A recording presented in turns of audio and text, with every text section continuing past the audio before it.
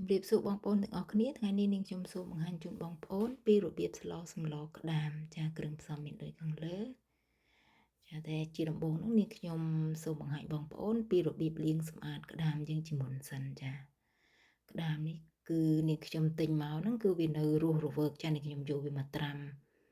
នឹងទឹកកកចាឲ្យវានៅស្រស់ចារួចហើយនាងខ្ញុំកាត់ជើងខាងក្រោមហ្នឹងជើងខ្លីៗហ្នឹងយើងកាត់វាចេញទៅដោយសារតែវាអត់មានសាច់សម្រាប់បរិភោគទេចារួចនាងខ្ញុំលាងសម្អាតស្នូកហើយនឹងផ្នែកខាងក្រោមហ្នឹងដោយប្រើច្រាសដុសធ្មេញយើងចាយើងរៀដោះលាងក្លុកក្លៀតហ្នឹងឲ្យស្អាតអញ្ចឹងណា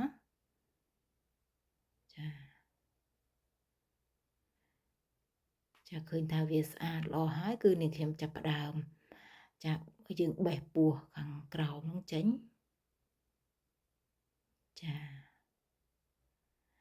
ចារួចឲ្យហែកស្នូកខាងលើហ្នឹង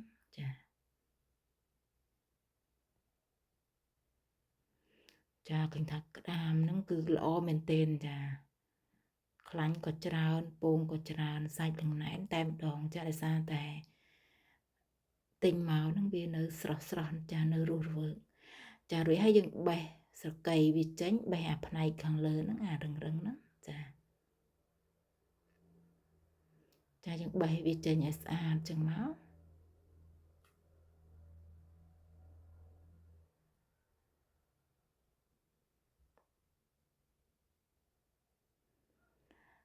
រួចនាងខ្ញុំកាត់វាជាពីរចា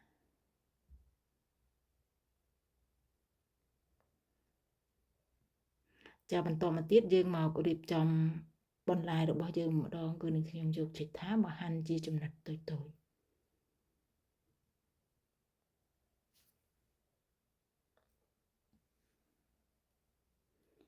រួចហើយដាក់វាដោយឡែករួចនាងខ្ញុំចិតល្ពៅវែងចាយើងពុះវាជាពីរហាន់វាជាចំណិតស្ដើងតូច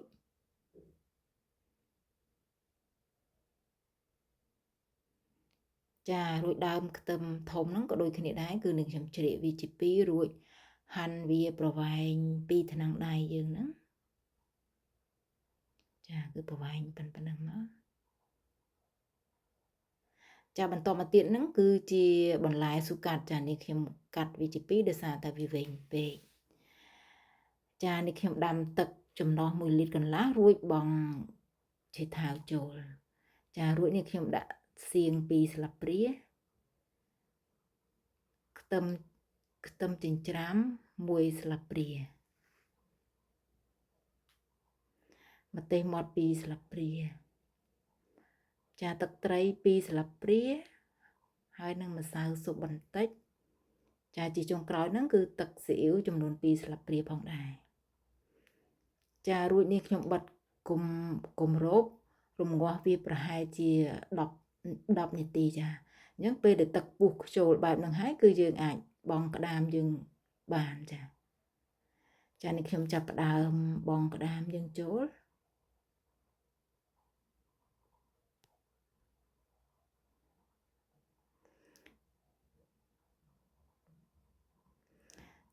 ចាដែលនាងខ្ញុំប្រើក្តាមហ្នឹងចំនួន3ក្បាល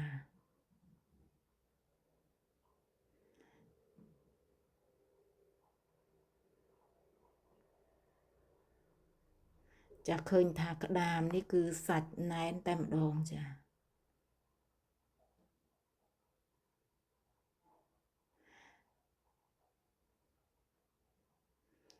រួចហើយពេលដែលវាប្រែពណ៌ក្រហមស្អាតហើយគឺនាងខ្ញុំដាក់ល្ពៅចូលហើយនឹងដើមខ្ទឹមធំយើងនឹងចូលចាទុកឲ្យបន្លែហ្នឹងរៀងមកសពអញ្ចឹងទៅចាទុកចារួចដែលនាងខ្ញុំដាក់ផ្សិតម្ជុលយើងនឹងចូលហើយនឹងបងបន្លែស៊ុកាត់យើងហ្នឹងគឺរួចជាការស្រេចច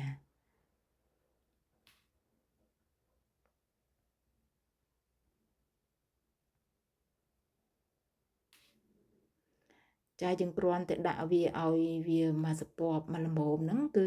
អាចបិទហ្គាសដួសដាក់ចានបានចាឃើញថា សម្លរបស់យើងនឹងបានឆ្អិនរួចរាល់ផងដែរចានាងខ្ញុំចាប់ផ្ដើមដួសដាក់ចាន